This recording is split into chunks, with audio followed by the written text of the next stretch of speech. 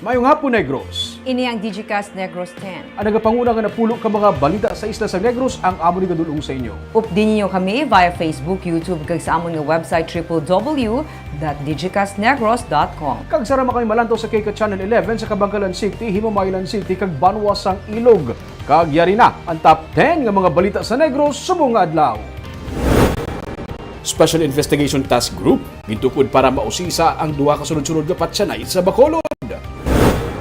Pamilya nga nagpositibo sa COVID-19 sa Sumag, hindi magsaylo sa isolation facility sa syudad. Sa La Castellana, lalaki nga naglumpat sa suba, nasapuan nga patay na kay nasang aga. Sa Murcia, amay, napilitan nga patsyon ang iya anak nga may diferensya sa pamensaron. Kag, sa Good Vibes, nadumduman nyo pa bala ang nagadinaguso nga nagabaligya sa plastic sagwa sa mga baligyaan, iban sa ila, amo sa gihapon ang panangitan-an. Inatanan sa Digicast Negros 10.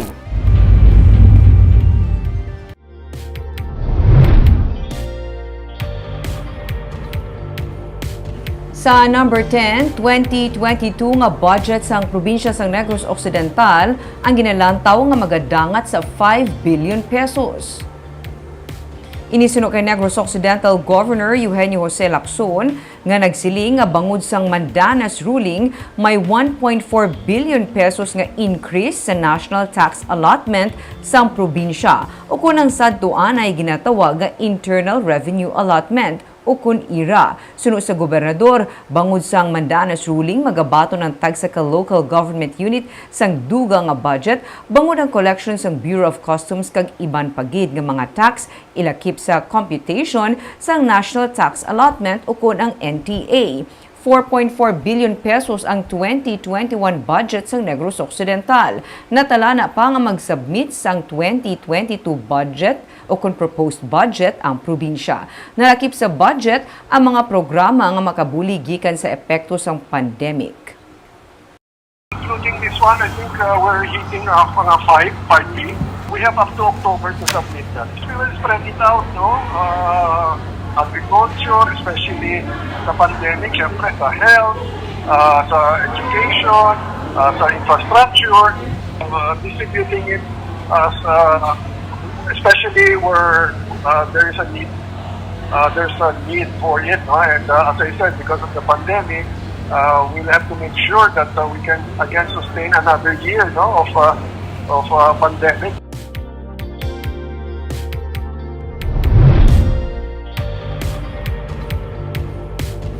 Sa number 9, sa Setyembre 13, nagintala na ang preliminary hearing para sa administrative charges nga gin-file batok sa pamuno sa Provincial Human Resource Office.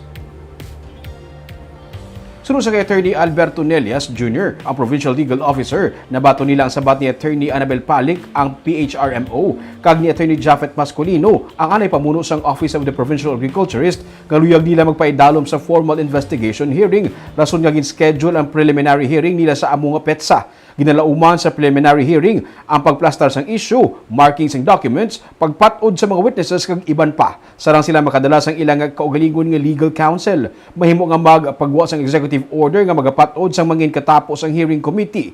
Sunod sa kay Nelias, hindi naman sarang pa masettle ang reklamo batok sa duha bangod sa size sa complaint nga ila ginaatubang: oppression, conduct prejudicial to the best interest of the service, grave misconduct, and for being notoriously undesirable ang in-file bato kay Palik base sa reklamo sa pila ka mga empleyado kag retirees. Ang kaso naman ni Mascolino may kangtanan sa wala babayaran nga catering service nga mga 1 milyon ka pesos nga na-avail na.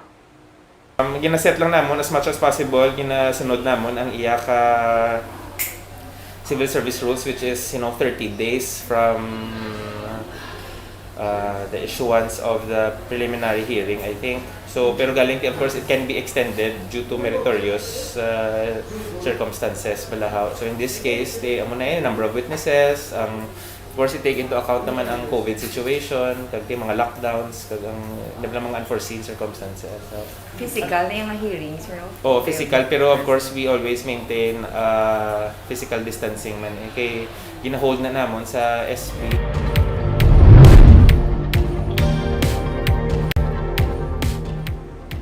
Sa number 8, bata nga babayi pilason matapos nga makilatan.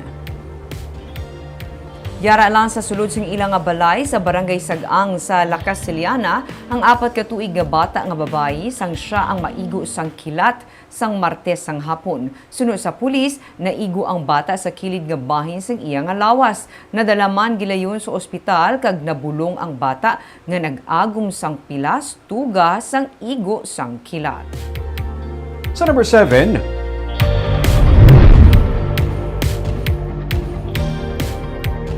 mag-amay pilason bangod sa pagpanglutang. Sakay sa motorsiklo kahapon sang hapon ang amay nga si Noel Samuel kag iya sili 17 anyos nga anak sang sila ang gilutang sa bahin sa barangay Tagukon sa syudad sang Kabangkalan. Sa investigasyon sang Kabangkalan PNP, ang minor de edad amo ang nagadala sa motor, angkas ang iya nga amay sa gulpi lang nga nagwa sa kahilamunan ang nga suspetsado kag nga biktima.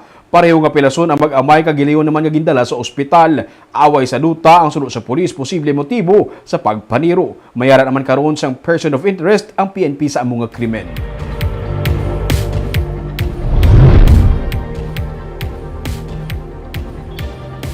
Sa number 6, Army ginakondenar ang pagpatay sa isa ka CAFGU sa ginapatihan katapos ang rebelde nga grupo sa Vallehermoso sa Negros Oriental. Saksi ang pamilya ni CAFGU Active Auxiliary Cirilo Paderna sa ginsulod sa ginapatihan katapo sang New People's Army ang ilabalay sa barangay Pinukawan sa Banwasang Vallehermoso Miyerkules sang gabi. Sa atubang man sang iya mag-iloy gintiro sa makapila ka beses ang 51 anyos nga CAFGU tubtub nga napatay suno sa Army. Si Lieutenant Colonel Melvin Flores, commander sang 62nd Infantry Battalion, ang nagpalabot sang pagaunong sa kalisod sang pamilya Paderna. Iya man ginpakamalaot ang brutal nga kalakasan batok sa CAFGU nga na-assign sa barangay Maglahos Patrol Base sang Army. Ang pamuno sang Army ang naghihinyo sang kooperasyon sang pumuluyo para mapalabot ang hustisya sa nalisdan nga pamilya.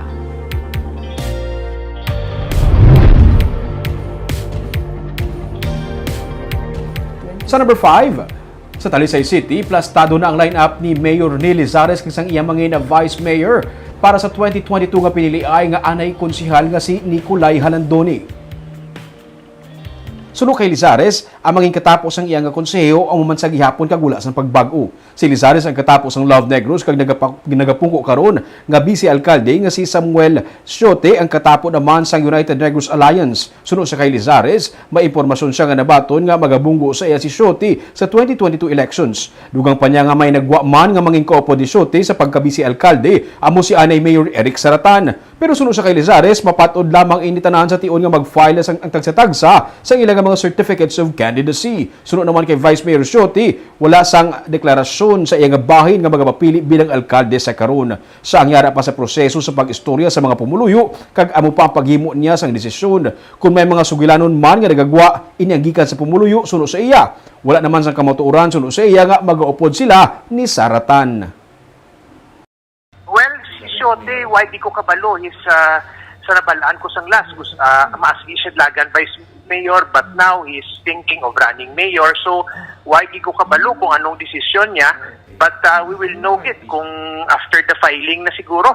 Wala di kami kabati kay former Mayor Eric. Pero siyempre si Samuel, si Vice Samuel, is floating base siguro para makuha niya. So, Wait ako, balo, kung ano ang manging resulta sini sa pag-abot sa pag-sapol o sa 27 ka barangay, pidira ko na dayon makadesisyon. Kaya why biya desisyon na akon kung di garilay ko yan sa tao. Ay, ang bati-bati ko no, Vice, nga ikaw ang ma-mayor, si Saratan, ma-Vice Mayor sa imo? Actually, ma'am, kutso-kutso na yan, guro nga istorya.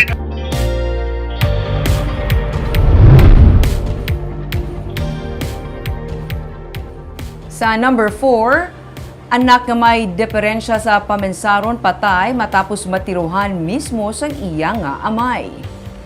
Patay ang 41 anyos nga anak matapos siya matiruhan sang iya mismo amay sang kagabi sa barangay Pandanon Silo sa Banwa sa Murcia.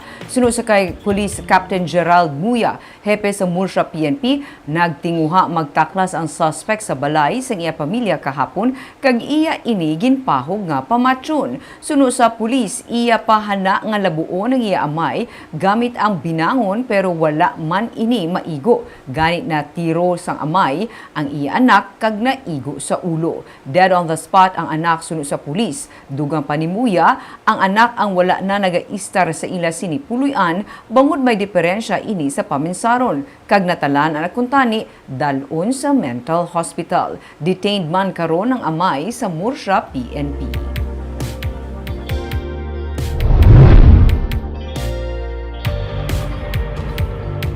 Sa number 3, sa Banwa sa La Castilla, na lalaki nga naglumpat sa suba Martes ang gabi, nasapuan nga patay na kay nasang aga. Nasapuan kay ina ang bangkay sa 22 anyos nga si Elvis Lunial matapos ini maglumpat sa suba sang Martes ang gabi sa barangay Sag-ang sa Banwa sa La Castellana. Mismong iya utod amo nakakita sa bangkay mga 200 metros gikan sa bahin sa suba kung sa diin siya naglumpat. Sunod sa kay Police Captain Ron Daryl Nigos, hepe sa La Castellana PNP, nag-away si Nunial kag ang iya nga pamilya sang amo nga gabi, gani siya ang nagdalagan kag naglumpat sa suba. Wala siya galayon nakita sunod sa pulis bangod siyang kakusog sang ulan kag kadulom sang lugar. Kainalan nakita ang iya siniga bangkay matapos sa masobra sa isa ka adlaw nga pagpangita. Sa number 2,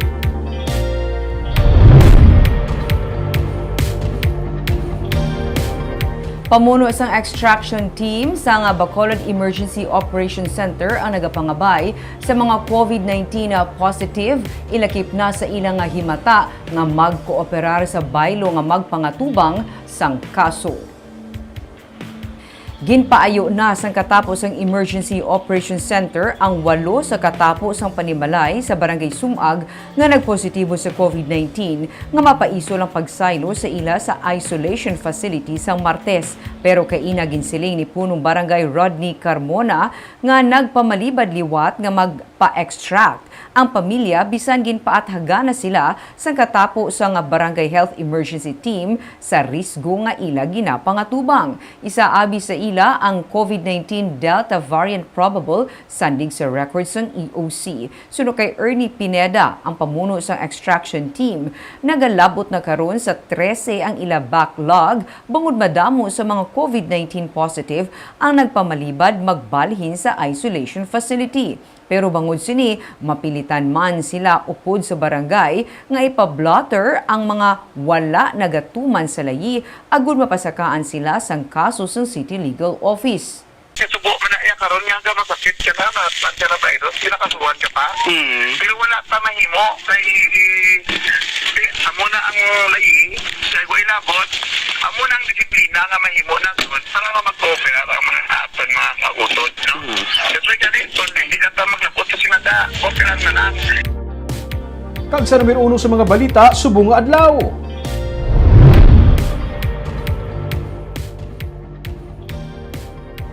Mga residente sa Rosario Street sa Barangay 38 sa Bacolod nabalakan na sa sunod-sunod nga pagpamatay nga natabo sa ilang lugar. Pamuno sa PNP sa Bacolod nagapasalig sa publiko nga wala sang dapat ika-alarma. Nagtukod na BCPO sang Special Investigation Task Group para tutukan ang among mga kaso.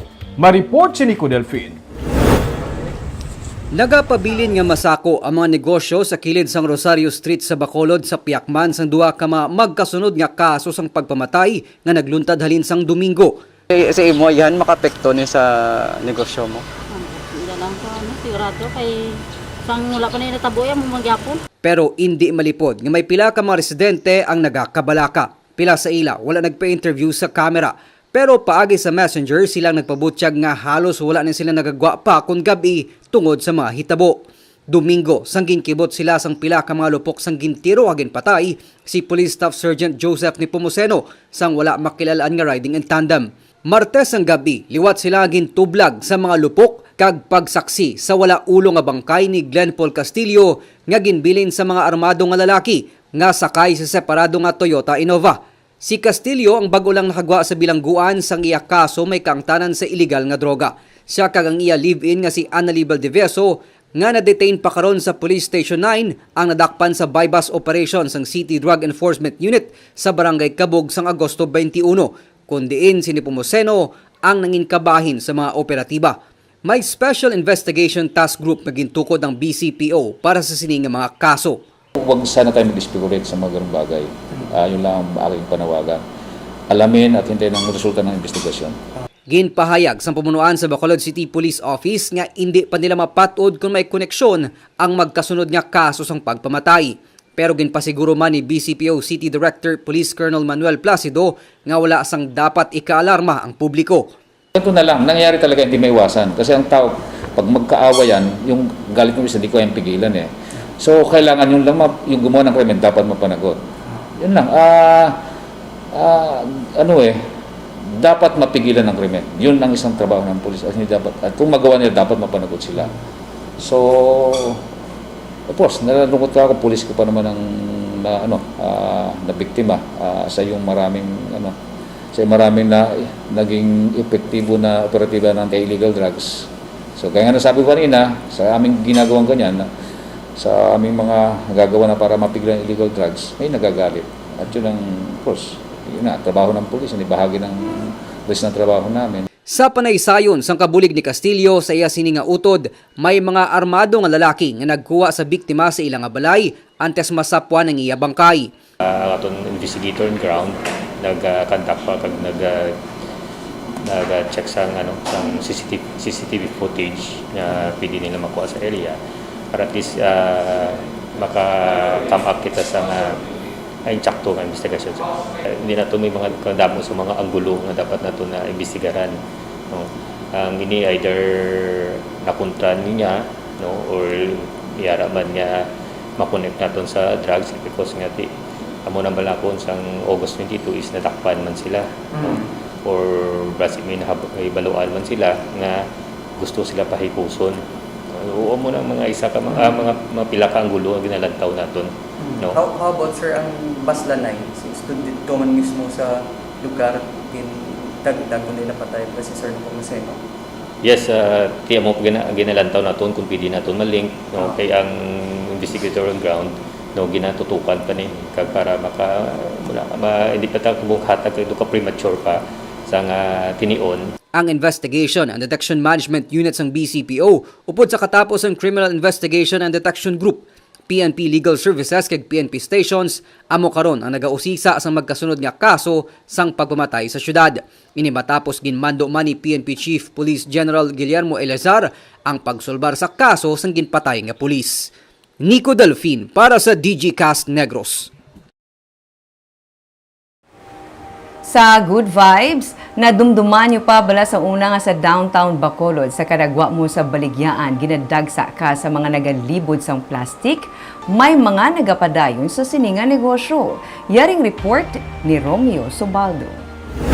Plastic bagay. Ay, gano'n. Ini ang linya sa 60 anyos nga si Edna Hermoso sa kada may maglabay sa may downtown sa Bacolod. Subugod las 9 sa aga, nagaplastaran siya sa gwa sa baligyan sang sapatos tubtub na maghapon. Suno kay Nanay Edna, 15 katuig na ini nga ginahimo. Nagkapamilya ng duha niya ka mga kabataan, kag napatay ng iya nga mister, pero siya nagapabilin sa gihapon sa downtown sa Bacolod kag nagalibod sa plastic. Una, nagabaligyan ang plastic? Oo. Ay, ko na nangasugod. Ano na? Nadugay na di sa ako na nalipat na ako. Mga pila na ka-dekada? Mga 15 na. 15 ka to, gabaligyan ka plastic. Ang pinakabarato ko ka plastic, 5 ka pesos. May 10 ka pesos, may 15, may 20, may 25. Sa mga hindi maluyog magamit sa plastic, may eco bag man siya, tag 50 pesos. Ang pinakadako, 150 pesos. Bisan paano ko no, wala man siya ka zero. Makapauli siya sang 100 pesos, tubtub 150, okay na siya. Maibakal siya sa sudan kag bugas. Sa isa ka daw, wala ka zero? Wala man, taloy ang tangkino. Tuod ka na? Oo.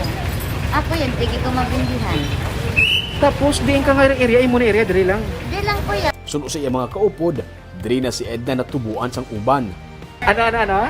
Nag-uban, o doon sa baligyan, plastic. Una pa sa sinyo, de? Una rin sila yan. Una ka mo? Ito mo lang puro. Ano sa una plastic kay ma'am? Kamu ya? Punda? Sa tuanay, kadamo sa ila nagadagsa sa kada portahan sa baligyaan pero subong tagsa sa ila may kaugalingon na nga mga pwesto. Bulig siya.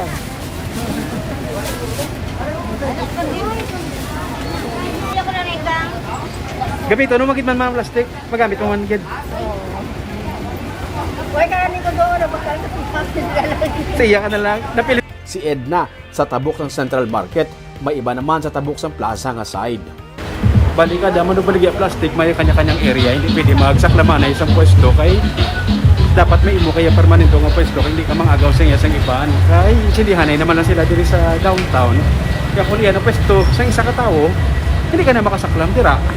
Sa sini naman nga side, ang nagalibod sa plastic si Elma Butoy gagang inipagid nga babayi. Ini naman kuno ang ilang area. Amunin pa kamuhi, anak mo naman ng plastic. Halin sa una, amo ginipla kamuhian ko yung plastic. Pila ka tuig na? Ay, di lang, may 12 anyos lang direct ko yan, nagtigulang ang sa'yo. Ano manan man, kamunid na. Oo. Mag-otod kami na. Utod mo sa Edna. Amo gininegosyo niyo gali. Tanan sila, inilang ang nahibaluan nga pamaagi, agod maka-income. Kung hindi ka mamaligya plastic, maano ko, wala ko paminakanan. Amo lang ni ako. Kaloyan sa mahal nga ginoo, mayaman ako na. Wala sila nagauntat sa pagtanyag kag sa pagtindog sa bilog nga adlaw. Si Manang Edna, pagpauli sa ila sa handumanan, gusto lang mamanyos ang iya nga mga batiis pagagabi para sa bilog nga adlaw nga tindog kag lagsanay sang customer.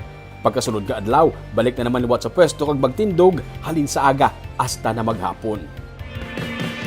Bablag naman pa na sa una, sa downtown, mga gaysahan mo na pala sa downtown, kadagwa mo, ginadagsakay sa tao yung nagatanyag na bakal plastic sa ila. Different sizes, Ming ha? May mga net pa na ganun sa una, di ba? Net bag. Subong ya. May choice ka na, gusto mo plastic or eco bag. At least may eco-friendly ka na choice. Grabe, Ming, no? Wala na tagad-dumdum nga may mga amo pa na sa... Kada pagyapon ka namin, mapati ano blabber bang sulod sa pinsar ko, dahil plastic ka, dahil. Yung pa siya naman sulod ka sa Libertad Market, to, baboy ka to. Ano diba? Dahil lang ka, kaday. Kaya mo na nga mga linya nga kahilidlaw sa mga merkado sa downtown. Kag amoy ito mga balita sa Negros, subong nga adlaw. Kay man sa panahon karon importante nga may ihibalo ka sa nagakatabo sa imo nga palibot. Pero dapat balanse kag eksakto ang mga impormasyon. Padayon kami nga magapangalagad sa Negrosanon. Ako si Barbara Mijares. Tugtog sa buwas ako naman si Romeo Subaldo, mayong hapon.